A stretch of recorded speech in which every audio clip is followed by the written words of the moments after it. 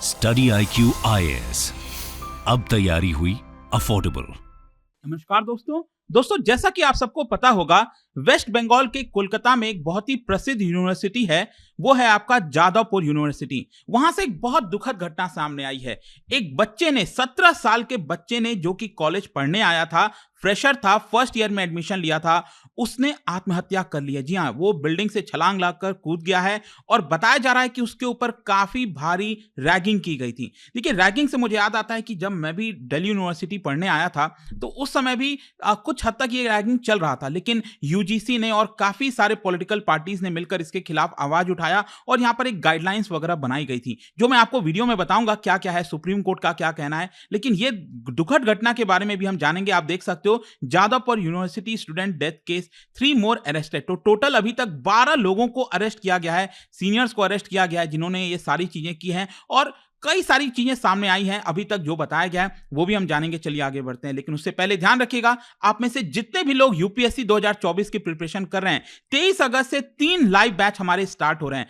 Pure English में, pure Hindi में या फिर इंग्लिश में, कोई भी आप लेना चाहते हैं, सिंपली हमारे वेबसाइट ऐप पर जाइए, कमेंट सेक्शन में भी इसका लिंक है, वहां पर जाकर यूज कर सकते हैं कोड अंकित लाइव। ये कोड इस्तेमाल करने से आपको मैक्सिमम डिस्काउंट मिलेगा। और ध्यान रखिएगा, ये बैचेस ऐसे हैं जिसके अंदर आपको प्रीलिम से लेकर इंटरव्यू तक की पूरी तैयारी कराई जाती है। आपको कुछ भी और लेने की आवश्यकता नहीं पड़ेगी। और इसके अलावा अगर आप एमसीक्यूज अटेम्प्ट करना चाहते हैं तो मेरे इंस्टा पेज पर जा सकते हैं, वहां पर स्टोरीज में जितने भी एमसीक्यूज हैं उसको आप अटेम्प्ट कर पाएंगे। चलिए शुरुआत करते हैं और सबसे पहले तो ये देखते हैं कि एग्जैक्टली हुआ क्या है। देखिए, 17 या फिर 18 साल बताया जा रहा है। यहां पर एक अंडर ग्रेजुएट स्टूडेंट था जिसने सेकंड फ्लोर से, अपने हॉस्टल के सेकंड फ्लोर से कूदकर आत्महत्या कर ली। और यह कोलकाता के पिछले हफ्ते हुआ था। जादवपुर यूनिवर्सिटी है, काफी ज्यादा न्यूज में रहता है, फेमस है काफी। और बेसिकली क्या है कि जो फैमिली है first year Bengali honours student की, उन्होंने एलेज किया है कि उसके ऊपर काफी ज्यादा रैगिंग की गई थी कैंपस के अंदर। इनफैक्ट आप देख सकते हो, जो बच्चा था उसके जो अंकल हैं, उन्होंने यहां पर मीडिया को बताया है ये बात कि जब उसने अपने मां से बात किया, मतलब कि सुसाइड के पहले जब उसने अपनी मां को कॉल किया होगा, वो बहुत ज्यादा दुखी था, काफी ज्यादा सैड फील कर रहा था। उसकी मां ने उसे पूछा भी, बेटा क्या हुआ, बट उसने यही कहा कि मां, अभी सब कुछ ठीक नहीं है इस समय, आप प्लीज जल्दी से आ जाइए, मैं आपको कुछ बताना चाहता हूं। सोच के देखिए, मतलब वो जो वक्त होगा मां के लिए कितना ज्यादा दुखद होगा। एंड बेसिकली यहां पर एक और चीज जो सामने आई है वो ये है कि उसको अभी रूम अलॉट नहीं किया गया था हॉस्टल में, तो अपने फ्रेंड्स के साथ जो रूम है वो शेयर कर रहा था। खैर, यहां पर आप देख सकते हो, जो यूनिवर्सिटी है जादवपुर यूनिवर्सिटी और जो पुलिस है वो इसके बारे में इन्वेस्टिगेशन कर रही है, बताया जा रहा है। रेस्पेक्टिवली अलग अलग इन्वेस्टिगेशन चल रहा है। अभी तक देखिए 12 पर्संस को अरेस्ट किया गया है, जिसमें स्टूडेंट्स भी शामिल हैं और जादवपुर यूनिवर्सिटी की जो एलुमनाई हैं वो भी इसमें शामिल हैं। उनको यहां पर अभी के लिए अरेस्ट किया गया है। लेकिन सबसे ज्यादा दुखद तो मुझे तब लगा, देखिए यहां पर क्या हुआ है, इस पूरे केस को फैब्रिकेट करने की भी कोशिश की गई है। मैं आपको उसके बारे में बताऊंगा, लेकिन एक्चुअली क्या है कि जो वेस्ट बंगाल पुलिस है वो इसकी पूरी इन्वेस्टिगेशन कर रही थी। तो यहां पर जो एक बच्चे को उन्होंने अरेस्ट किया था, उसको वहां पर हॉस्टल में ले गए और वहां पर जो पूरा सीन है वापस से रिक्रिएट करने की कोशिश की कि एक्चुअली में क्या क्या हुआ था। बताया जा रहा है कि उसको सेक्सुअली हैरेस्ड भी किया गया था उस बच्चे को, और उसको नंगा किया गया था। तो इस तरह का जब मेंटल टॉर्चर होता है कई बार, तो उसी की वजह से वो सदमे में आया होगा और कहीं ना कहीं उसने अपनी जान गंवाने की सोची। और आप देख सकते हो यहां पर दुखद बात तो ये बताई जा रही है, जो इन्वेस्टिगेशन में अभी तक सामने आया है, कि जब ये पूरा इंसिडेंट हुआ, जब बच्चे ने आत्महत्या की, उसके 24 घंटे के अंदर अंदर जो स्टूडेंट्स हैं, जो सीनियर स्टूडेंट्स हुआ होंगे, जो एलुमनाई होंगे, उन्होंने बेसिकली क्या किया कि कई बार मीटिंग कंडक्ट किया। और बेसिकली मीटिंग क्यों हुआ कि मीडिया में पुलिस को, यूनिवर्सिटी अथॉरिटीज को क्या बताना है, कि क्योंकि क्या होगा ना कि अब अलग अलग बच्चे का अलग अलग वर्जन जब सामने निकल कर आएगा, तो उनको लगा कि ऐसा होगा तो पुलिस पकड़ लेगी आसानी से, यूनिवर्सिटी पकड़ लेगी। लेकिन कहीं ना कहीं उन्होंने आपस में मीटिंग की और एक वर्जन बनाने की कोशिश की कि ये वर्जन हम बनाते हैं और वही हम मीडिया को बताएंगे। लेकिन पुलिस ने इसको भी पकड़ लिया। पुलिस ने कहा कि जब हमने क्वेश्चनिंग की है स्टूडेंट से, उससे साफ जाहिर होता है कि वो आपस में पहले से ही प्री प्लान करके रखे हुए हैं कि क्या बोलना है पुलिस को। ठीक है, खैर वो एक अलग मामला है। इसके साथ साथ मैं आपको यह भी बता दूं कि हमारे देश देश के अंदर यूनिवर्सिटी को चलाने के लिए, उसको रेगुलेट करने के लिए आपको पता है एक बॉडी है जिसका नाम है यूजीसी, यूनिवर्सिटी ग्रांट्स कमीशन। तो जब भी इस तरह के कोई भी केस आते हैं यूजीसी तुरंत एक्शन लेता है और उन्होंने तुरंत यहां पर एक रिपोर्ट मांगी थी। मैं आपको इसके बारे में भी बताऊंगा ये गाइडलाइंस वगैरह कहां से आया था। तो बेसिकली इनके 9 सवाल होते हैं यूनिवर्सिटी के जब भी कोई रैगिंग का केस आता है। तो यहां पर 31 पेजेस का पीडीएफ फाइल जो है वो यूनिवर्सिटी ने सेंड किया यूनिवर्सिटी ग्रांट कमीशन को, यूजीसी को, और यूजीसी ने इसको अभी सेटिस्फाइड नहीं हुई है। यूजीसी का कहना है कि आप हमें वापस से एक डिटेल रिपोर्ट दो। तो वो सारी चीजें चल रही हैं। खैर, ये जो रैगिंग का मामला है दोस्तों, ये बहुत ज्यादा सीरियस है, एक बच्चे का पूरा जीवन बर्बाद कर सकता है। तो इसकी वजह से ये पूरा मामला सुप्रीम कोर्ट में भी गया था। वहां पर भी पब्लिक इंटरेस्ट लिटिगेशन जो होता है पीआईएल, वो भी फाइल किया गया था विश्व जागृति मिशन के द्वारा 2001 में। यहां पर सुप्रीम कोर्ट ने काफी ज्यादा सीरियस एक्शन लेते हुए कई सारी चीजें इसको लेकर बोली थी। इनफैक्ट सुप्रीम कोर्ट की तरफ से भी अगर आप देखोगे तो एक ब्रॉड डेफिनेशन दिया गया था कि किस चीज को हम यहां पर रैगिंग कह सकते हैं।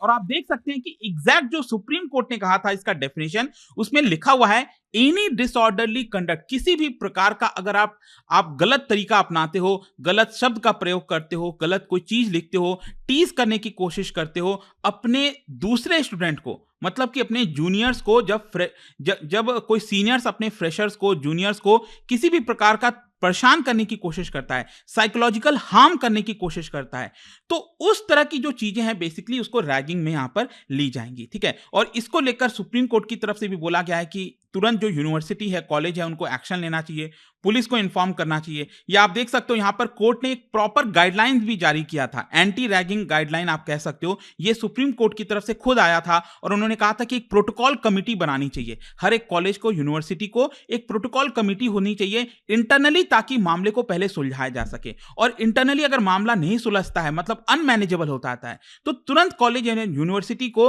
पुलिस के पास इसका शिकायत दर्ज करना चाहिए। इनफैक्ट मैं आपको बताऊं 2009 में सुप्रीम कोर्ट ने एक कमिटी गठन की थी headed by former CBI director R K. Raghavan, और यह कहा था कि एक प्रॉपर यहां पर जो रिकमेंडेशन है रैगिंग को खत्म करने के लिए वो लाया जाए। और ये जो आर.के. राघवन की कमिटी थी, उन्होंने एक कुछ गाइडलाइन सुझाए थे, रिकमेंडेशन सुझाए थे, और फाइनली उसी रिकमेंडेशन को यूजीसी ने अपनाया था। और मैं आपको बता दूं 2009 में यूजीसी की तरफ से फाइनल आर.के. राघवन कमिटी का पूरा रिकमेंडेशन देखते हुए एक प्रॉपर गाइडलाइंस जारी किया गया था एंटी रैगिंग को लेकर सभी यूनिवर्सिटीज में। और मुझे याद है उस समय का वक्त कि काफी ज्यादा इसको लेकर वेलकम भी किया गया और बहुत शोर हो रहा था। 2007-8 की मैं बात कर रहा हूं। ठीक है, इसको लेकर काफी ज्यादा कई सारे मामले सामने आए थे पूरे देश भर में से। लेकिन फाइनली मैं ये कह सकता हूं कि आज के डेट में काफी हद तक चीजें कम हो गई हैं, लेकिन स्टिल इस तरह के जब केसेस सामने आते हैं ना, तो बहुत ज्यादा दुखी होता है। देखो यहां पर मैं एक चीज कहना चाहूंगा कि जो फ्रेशर्स होते हैं, जो जूनियर्स एडमिशन लेते हैं तुरंत, और जो सीनियर्स हैं, उनके बीच में एक हेल्दी वाद संवाद होना चाहिए, आपस में बातचीत होनी चाहिए, आपस में मिलने जुलने का, जानने का मौका मिलता है। लेकिन जब वो बात करते हैं और जब सीनियर्स की तरफ से अपना एक पावर दिखाया जाता है, एक तरह से रैगिंग जो करने की कोशिश की जाती है, वो बहुत ज्यादा गलत है। ठीक है, वो नहीं होना चाहिए क्लियरली। तो फाइनली यूजीसी की तरफ से आप देख सकते हो 2009 में यहां पर एंटी रैगिंग गाइडलाइंस जारी किया गया था। और इसके अंदर एक और चीज था, 9 एक्सप्लेनेशन मांगे जाते हैं। जब भी यहां पर रैगिंग का कोई मामला सामने आता है तो यूजीसी 9 एक्सप्लेनेशन मांगता है, और वही जादवपुर यूनिवर्सिटी से मांगा गया था और यूजीसी इससे खुश नहीं है। तो जादवपुर यूनिवर्सिटी से अभी और सारे जो रिपोर्ट है वो सामने आएंगे। खैर, इंस्टीट्यूशनल लेवल पर यूजीसी ने कहा है कि कई सारे आपको मेजर्स लेने चाहिए इसको खत्म करने के लिए, जिसमें से एक मेजर ये भी है, मुझे याद है मैंने भी साइन किया था। यहां पर जो स्टूडेंट्स हैं उनको अंडरटेकिंग साइन करना होता है। जब वो एडमिशन लेते हैं कॉलेज के अंदर, यूनिवर्सिटी के अंदर, तब उनको एक अंडरटेकिंग भी साइन करना होता है। आई डोंट नो आज के डेट में हो रहा है कि नहीं हो रहा है, लेकिन उस समय ये हो रहा था। 10-15 साल पहले की मैं बात कर रहा हूं, 15-16 साल। तो उस समय ये चीजें हो रही थी कि यहां पर एक अंडरटेकिंग लेना पड़ता है कि आप रैगिंग नहीं करोगे कॉलेज के अंदर। फिर इसके साथ साथ यहां पर आप देख सकते हो कि गाइडलाइंस में यह साफ साफ लिखा हुआ है कि एक कमिटी बनानी चाहिए, एक इंटरनल कमिटी होनी चाहिए हर एक कॉलेज के अंदर। अब इस कमिटी के अंदर आप देख सकते हो स्टूडेंट एडवाइजर, कोर्स इंचार्ज होंगे, वार्डन होंगे, कुछ सीनियर स्टूडेंट्स होंगे इसके मेंबर, और उनकी जिम्मेदारी होगी कि यहां पर जो हेल्दी इंटरैक्शन है फ्रेशर्स और जूनियर के बीच में, वो यहां पर होता रहे, किसी भी प्रकार का रैगिंग ना हो। और अगर रैगिंग रैगिंग पाया जाता है कमिटी की तरफ से, ये एंटी रैगिंग कमिटी की तरफ से, तब उनको तुरंत यहां पर एफआईआर दर्ज करना पड़ेगा विद इन 24 आवर्स। अगर एंटी रैगिंग कमिटी को लगता है कि ये सीनियर या फिर ये जो स्टूडेंट है वो जिम्मेदार है रैगिंग के लिए, तो उनको पुलिस के पास एफआईआर दर्ज करना पड़ता है 24 घंटे के अंदर। और जो भी यहाँ पर अप्रोप्रिएट धाराएं हैं, सेक्शंस होता है ना जो, वो यहां पर लगाया जाता है। और मैं आपको बता दूं यहां पर आप में से अगर आप लोग कुछ लोग सोच रहे हो कि क्या हमारा जो आईपीसी है, इंडियन पीनल कोड, क्या उसमें किसी प्रकार का स्पेसिफिक प्रोविजन है रैगिंग से रिलेटेड, तो देखो कोई स्पेसिफिक ऑफेंस नहीं है, लेकिन हां यहां पर जैसे सेक्शन 339 हो गया, उसके अंदर अगर कोई भी रॉन्गफुल रेस्ट्रेंट होता है, रेस्ट्रेंट का मतलब यह है कि अगर कोई बच्चा है, स्टूडेंट है, कोई अपना वो काम करने जा रहा है और बीच में उसको रोका जा रहा है, उसके अधिकार को छीना जा रहा है, तो उसको रेस्ट्रेंट कहा जाएगा। तो उस केस में यहां पर देखो एक महीने तक की सजा, कुछ फाइन लगाया जाता है। इसी प्रकार से 340 भी है, सेक्शन 340, इसमें क्रिमिनल ऑफेंस के तौर पर इसको देखा जाता है। उसमें भी आप देखोगे तो यहां पर 1 साल तक की सजा हो सकती है। इस तरह की चीजें हैं, थोड़ी बहुत बताई गई हैं, कोई स्पेसिफिक प्रोविजन नहीं है। इसके अलावा मैं आपको यह भी बता दूं कि भारत के अंदर अलग अलग जो राज्य हैं उनके द्वारा भी कुछ स्पेशल लॉज बनाए गए। जैसे केरला के अंदर आप देखोगे तो 1998 में Kerala prohibition of ragging act लाया गया था, जिसके तहत अगर कोई भी केस होता है तो वहां पर इंटरनल कमिटी के बजाय डायरेक्टली पुलिस को यहां पर इन्फॉर्म करना होता है। ये जो गाइडलाइन कहता है, वहां पर जो एक्ट बना है केरला में, उसमें तुरंत पुलिस को इन्फॉर्म करना पड़ेगा नियरेस्ट पुलिस स्टेशन के पास। और अगर कोई भी एजुकेशनल इंस्टीट्यूशन ऐसा नहीं करता है तो उस केस में उस एजुकेशनल इंस्टीट्यूशन को भी जिम्मेदार ठहराया जाएगा इसके बारे में।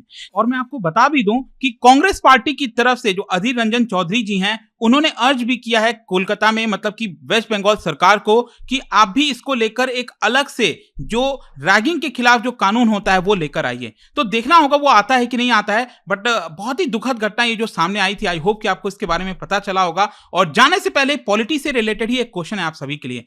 क्या आप बता सकते हो कि जो फाइनेंस बिल है जो इंट्रोड्यूस किया जाता है पार्लियामेंट में, उसके इंट्रोडक्शन के कितने दिनों के अंदर यह फाइनेंस बिल पास हो जाना चाहिए? नियम क्या कहता है यह आपको बताना है। इसका राइट आंसर आप सबको पता है, मेरे इंस्टाग्राम पर तो मिलेगा ही।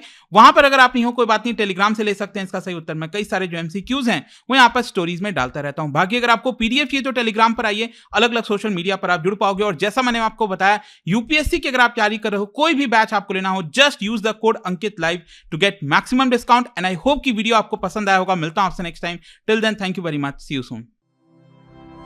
स्टडी IQ IAS, अब तैयारी हुई अफोर्डेबल।